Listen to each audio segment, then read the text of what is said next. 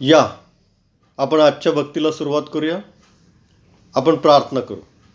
हे आमच्या स्वर्गातील सर्व समर्थ थोर आणि पवित्र सेनाधीश परमेश्वरा, देवबाप्पा, आजची सर्व भक्ती, आराधना, प्रार्थना, गीत, गायन, संदेश देवप्पा आम्ही तुझ्या हाती सोपवतो.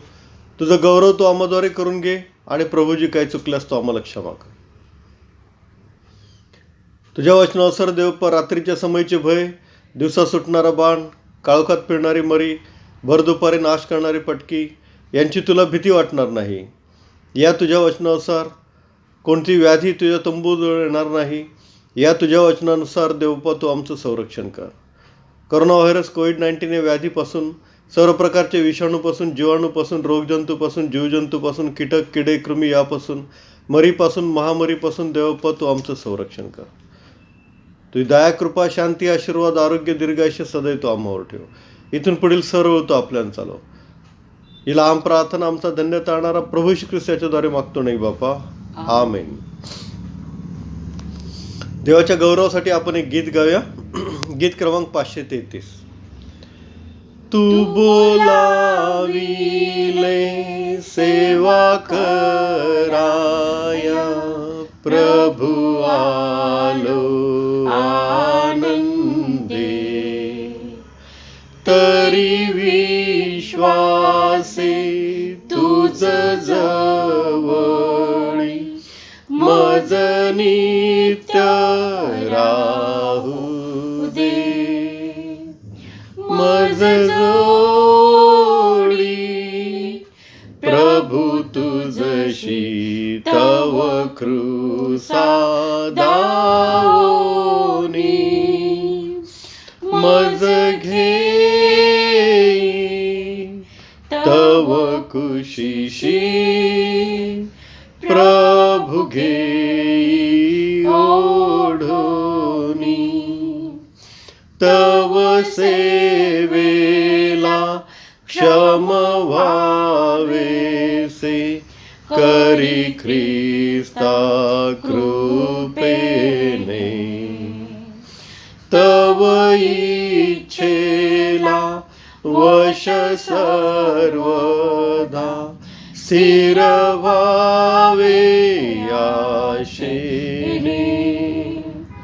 मज जोडी प्रभु तुझशी तव कृसा दावोनी, मज घेई तव कुशीशी प्रभु घेई ओढोनी. क्षणभरी तुझ जवळी किती शांती मनाशी, किती मागणी प्रीती भाषणे, जशी मित्र मित्राशी. मज जोडी प्रभु तुझशी तव कृसा दावोनी, मज घेई तव कुशीशी प्रभु घेई ओढोनी.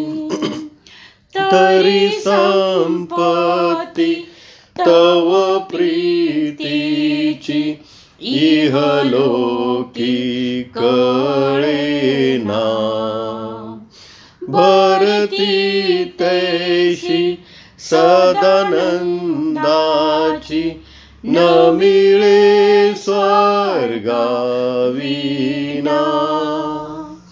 मज जोडी प्रभु तुझशी तव कृसा दावोनी, मज घेई तव कुशीशी प्रभु घेई ओढोनी.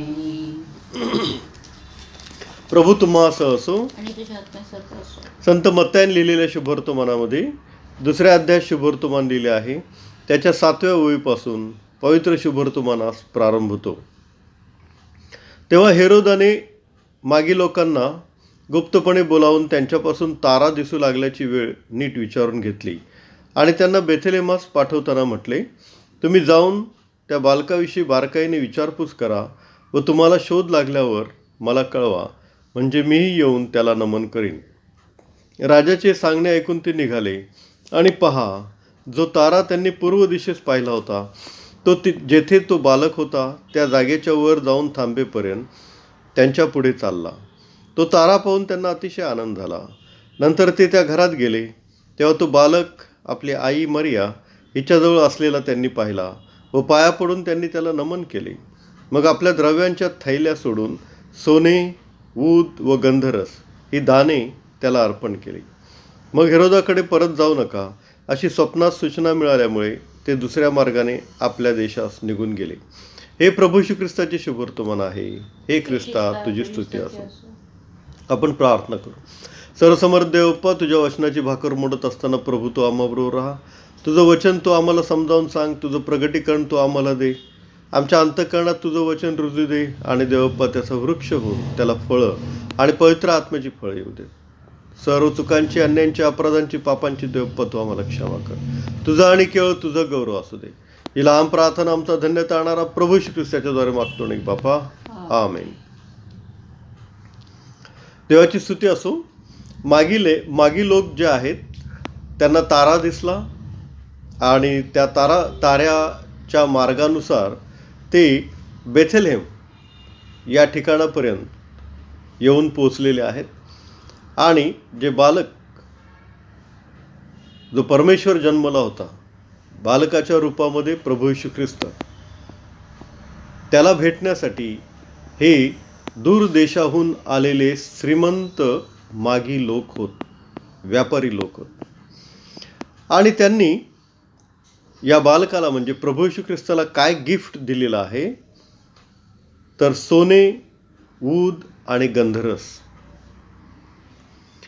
यामध्ये आपण सोने या गिफ्टचा विचार करणार आहोत.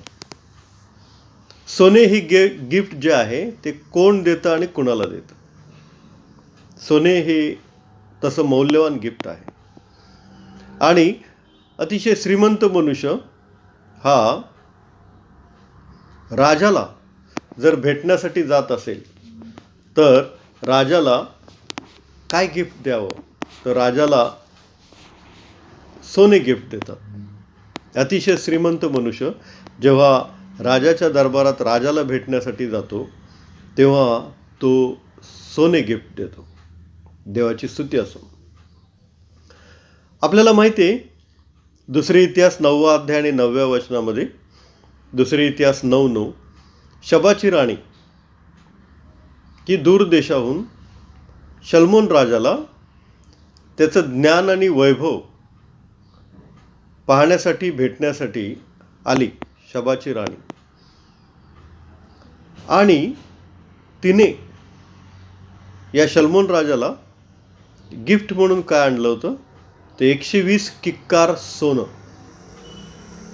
कारण राजाला भेटायला ती आली. आणि राजाला जेव्हा आपण भेटतो तेव्हा श्रीमंत मनुष्य किंवा त्या तोडीचा मनुष्य काय गिफ्ट देतो तर सोने गिफ्ट देतो. अतिशय मौल्यवान सोने हे गिफ्ट आहे आणि ते राजाला आपण गिफ्ट देतो. या शबाच्या राणीने लाखो रुपयाचं किमतीचं हे सोनं शल्मोन राजाला गिफ्ट दिलेलं आहे, असं आपण दुसरे इतिहास 9वा अध्याय 9व्या वचनामध्ये पाहतो. देवाची स्तुती असो. राजाला काय गिफ्ट देतात तर सोनं. आणि हे मागी लोकांना जेव्हा ताऱ्याचं दर्शन झालं तेव्हा परमेश्वरांनी त्यांना प्रगट केलं असणार की हा जो बालक जन्मलेला आहे, प्रभू येशू ख्रिस्त जो जन्मलेला आहे बेथलेहेम गावामध्ये, तो राजा आहे, राजांचा राजा आहे, प्रभूंचा प्रभू आहे. आणि म्हणून त्याला गिफ्ट काय द्यावं तर या श्रीमंत मनुष्यांनी गिफ्ट म्हणून काय आणलेलं आहे तर सोनं. देवाची स्तुती असो. प्रगटीकरण 19वा अध्याय आणि 16व्या वचनात प्रगटीकरण 19:16 असं म्हटलेलं आहे. हे प्रभू येशू ख्रिस्ताचं प्रगटीकरण आहे. आणि प्रभू येशू ख्रिस्ताबद्दल असं म्हटलेलं आहे की त्याच्या वस्त्रावर व मांडीवर राजांचा राजा व प्रभूंचा प्रभू असं लिहिलेलं आहे. The king of kings and the Lord of lords. Lord Jesus is the king of kings and the Lord of lords. प्रभू येशू हा राजांचा राजा आणि प्रभूंचा प्रभू आहे. तो एक साधा मनुष्य म्हणून जन्मला. बेथलेम गावामध्ये, दाविदाचं गाव बेथलेम या गावामध्ये जन्मला. अगदी गोठ्यामध्ये त्याने जन्म घेतला. परंतु तो आहे कोण? तो आहे राजांचा राजा आणि प्रभूंचा प्रभू. परमेश्वराची स्तुती असो. त्यांनी हे सिद्ध करून दाखवलं की तो राजांचा राजा आणि प्रभूंचा प्रभू आणि राजे यांना तो त्याच्या अधीन, त्याच्या नियंत्रणाखाली कसा ठेवतो हे त्याने प्रभू येशू ख्रिस्ताने सिद्ध करून दाखवलेलं आहे. उदाहरण सांगायचं म्हटलं तर इजिप्त म्हणजे मिसर देशावर फारो नावाचा राजा राज्य करत होता. आणि तेव्हा इस्रायल लोक म्हणजे देवाचे लोक यांना त्याने फार त्रास दिला. हे इस्रायल लोक तेव्हा मिसर देशामध्ये, इजिप्त देशामध्ये गुलामगिरीमध्ये होते. तेव्हा परमेश्वर स्वतः सिनाय पर्वताच्या होरेब टेकडीवर उतरला आणि त्याने एका जळत्या झुडपातून मोशेला दर्शन दिलं आणि मोशेला सांगितलं की मी तुला निवडलेलं आहे. तू या इस्रायल लोकांना, माझ्या लोकांना तू सोडवून आण मिसर देशातून. मी त्यांना दुधामधाच्या प्रदेशात, कनान म्हटलेल्या इस्रायल देशात नेईन आणि मी तुझ्याबरोबर असेन. आणि तू त्या लोकांना सोडून आण, कारण त्यांचा आक्रोश मजपर्यंत स्वर्गात पोहोचलेला आहे. स्वर्गातून हा यहोवा देव परमेश्वर स्वतः उतरला आणि त्याने जळत्या झुडपातून मोशेला दर्शन देऊन सांगितलं.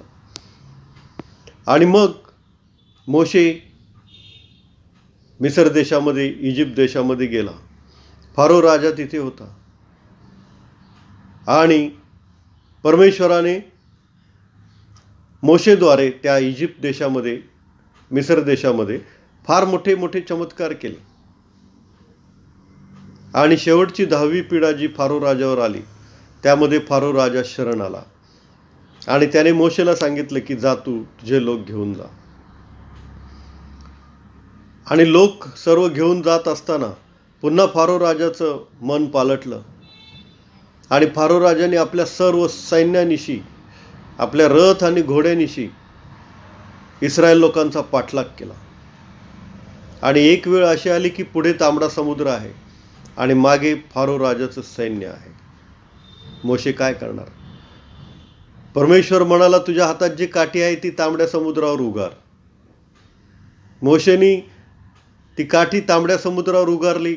परमेश्वराने फुंकर मारली आणि तांबडा समुद्र बरोबर मध्ये मध दुभागला गेला. पाणी दोन्ही साईडला, दोन्ही बाजूला दुभागलं गेलं आणि मध्ये कोरडा रस्ता झाला. आणि त्या कोरड्या रस्त्यातून पलीकडे हे सर्व इस्रायल लोक, मोशे, सर्व लाखो लोक गेले. आणि पलीकडे पोहोचल्यानंतर हे फारोचं सगळं सैन्य त्यांचा पाठलाग करत त्या तांबड्या समुद्रातल्या कोरड्या रस्त्यावर उतरलं.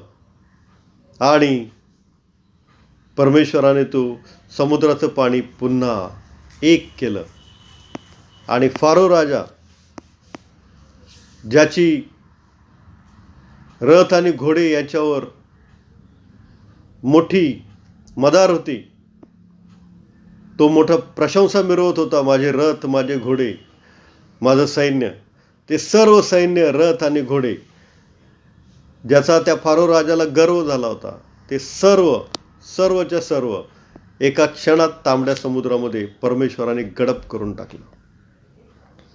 हा राजा फारो, तो देवाविरुद्ध, देवाच्या लोकांविरुद्ध, त्याला परमेश्वराने प्रभू श्री ख्रिस्तानी यहोवा देवाने दाखवून दिलं की तो परमेश्वर राजांचा राजा आहे आणि प्रभूंचा प्रभू आहे. आणि त्याने फारो राजाचं सर्व सैन्य एका क्षणात तांबड्या समुद्रामध्ये गडप केलं. परमेश्वराची स्तुती असो. दुसरं उदाहरण बायबलमधून आपण पाहूया. नबुकदनेसर राजा याने पण इस्रायल लोकांना खूप त्रास दिला. मंदिर पाडलं, मंदिराच्या वेशी इस्रायलमधल्या, यरुशलेममधल्या जाळून उद्ध्वस्त केल्या. इस्रायल लोकांना बंदिवान बनवून तो घेऊन गेला आणि बाबेलाच तो घेऊन गेला. आणि बाबेलामध्ये एका मोठ्या गच्चीवर तो उभा होता आणि तो असं म्हणाला की हे बाबेल नगर मी माझ्या पराक्रमाने, माझ्या वैभवासाठी बांधलं आहे. हे बाबेल नगर म्हणजे माझं वैभव आहे, माझा पराक्रम आहे, हे मी केलेलं आहे, हे मी बांधलेलं आहे. आणि हा राजाला जेव्हा गर्व झाला, तो जेव्हा परमेश्वर जो राजांचा राजा आहे, प्रभूंचा प्रभू आहे, त्याला तो विसरला, तेव्हा परमेश्वराची आज्ञा झाली. दानिएल 4 अध्याय 30 वचनामध्ये, हे नबुकदनेसरा, तुला मनुष्यातून घालवून देण्यात आलेला आहे.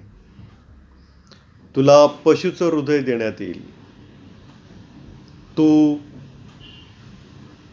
गवत खाशील आणि वनपशूंमध्ये तुझी वस्ती होईल. आणि लगेच तो नबुकदनेसर राजा बैलाप्रमाणे झाला. तो गवत खाऊ लागला आणि जनावरांमध्ये तो वस्ती करू लागला. परमेश्वराचं सामर्थ्य फार मोठं आहे. परमेश्वराचं सामर्थ्य फार मोठं आहे. त्याच्यापुढे कुठलाही राजा किंवा कुठलंही राज्य टिकू शकत नाही. आणि बाबेल म्हणजे इराक देश आहे, सध्याचा इराक देश. आणि मग या बाबेलमध्ये म्हणजे इराकमध्येच नंतर आत्ता हल्लीच्या काळामध्ये एक राष्ट्राध्यक्ष, एक राजा होऊन गेला. त्याचं नाव सद्दाम हुसेन. त्याने या नबुकदनेसर राजासारखाच खूप इराकमध्ये खूप त्याने अन्याय आणि अत्याचार केला लोकांवर. त्याची सत्ता कायम स्थापित करण्यासाठी त्याने खूपच लोकांवर अत्याचार केले. पुष्कळ लोकांना त्यांनी मारलं. आणि तो म्हणायचा, नबुकदनेसराचा मी पुत्र आहे, ही बाबेल नगरी माझी आहे आणि मी पुन्हा वसवणार. या बाबेल नगरीचं वैभव मी पुन्हा पहिल्यासारखं प्राप्त करून देणार. तो म्हणायचा की बायबल खोटं आहे, बायबलचा देव खोटा आहे.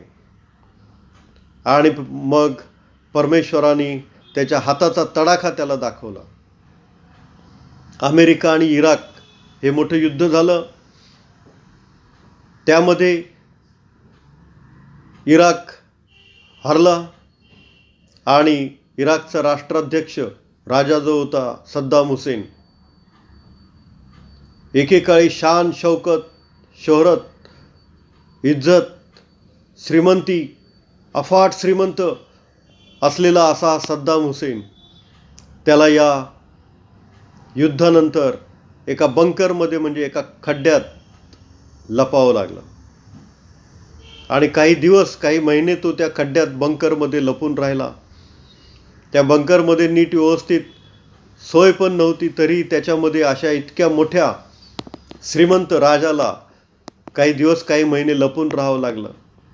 आणि त्याला जेव्हा त्या बंकरमध्ये, त्या खड्ड्यातून पकडून बाहेर काढलं, तेव्हा त्याची अवस्था अक्षरशः एखाद्या भिकारीसारखी झाली होती, भिकाऱ्यासारखी. टी व्हीवर आपण पाहिलं असेल, त्याची दाढी वाढली होती, त्याचे केस वाढले होते. जसं नबुकदनेसर राजाचं झालं, त्याच्या अंगावरचे केस वाढले आणि त्याला पशुमध्ये त्याला गणना केली. तसंच सेम या सद्दाम हुसेन या राजाचं झालं, ज्याने बाबेल नगरी म्हणजे इराक पुन्हा वसवायचा प्रयत्न केला. आणि बायबल नाही, बायबल खोटा आहे, देव खोटा आहे असं म्हणला तो. आणि त्याचं प्रतिफळ त्याला राजांचा राजा आणि प्रभूंचा प्रभू जो परमेश्वर आहे त्यांनी दाखवलं. आणि मग अमेरिकेने त्याला पकडलं, त्याला कैदी बनवलं सद्दाम हुसेनला. आणि 30 डिसेंबर 2006 रोजी 30 डिसेंबर 2006 रोजी त्याला फाशी दिलं.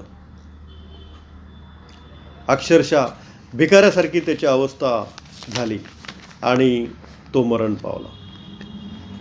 हे जे राजे आहेत, ज्यांनी परमेश्वराला जुमानलं नाही, त्यांना परमेश्वराने दाखवून दिलं, प्रभू येशू ख्रिस्ताने दाखवून दिलं की तो राजांचा राजा आहे आणि प्रभूंचा प्रभू आहे. अलेक्झांडर जो ग्रीस देशाचा बादशाह, ज्याला सिकंदर असं म्हणत, तो म्हणायचा मला सर्व जग जिंकायचं आहे, सर्व जग जिंकायचं आहे. आणि त्याने पुष्कळ देश जिंकले. अगदी लहान वयातच त्याने, आयुष्याच्या लहान वयातच त्याने पुष्कळ देश जिंकले. त्याने इस्रायल सुद्धा जिंकला. आणि इस्रायलच्या मंदिरामध्ये एक मूर्ती पण ठेवली. आणि परमेश्वराला हे आवडलं नाही. आणि अक्षरशः पुष्कळ देश जिंकलेला असा हा महान सम्राट अलेक्झांडर, ग्रीस देशाचा राजा, वयाच्या 34व्या वर्षी फक्त एक डास चावून मलेरियाहून मेला. आणि त्याने मग शेवटी सांगितलं होतं की, मरताना सांगितलं की मेल्यानंतर कॉफिनच्या बाहेर त्याचे हात ठेवा फक्त. कारण राजा जरी असला तरी राजांचा राजा आणि प्रभूंचा प्रभू कोणतरी वेगळा आहे. त्याच्यापुढे हे माझे हात पसरलेले म्हणजे मी भिकारी आहे त्याच्यापुढे. हा संदेश जाऊ द्या लोकांमध्ये. देवाची स्तुती असो. राजा जरी असला आणि तो परमेश्वराविरुद्ध गेला, तर जो परमेश्वर राजांचा राजा आणि प्रभूंचा प्रभू आहे, तो त्याचा गर्व हरण केल्याशिवाय राहत नाही. सध्याचं आणखी एक उदाहरण म्हटलं तर ॲडॉल्फ हिटलर, हा जर्मनीचा बादशाह. आपल्याला माहिती आहे, दुसरं महायुद्ध हे त्याच्यामुळं झालं. अतिशय गर्व आणि अतिशय मुत्सद्दी आणि हेकेखोर असा तो जर्मनीचा बादशाह ॲडॉल्फ हिटलर. त्याने पण असंच केलं. दुसऱ्या महायुद्धामध्ये पुष्कळ देश त्याने जिंकले.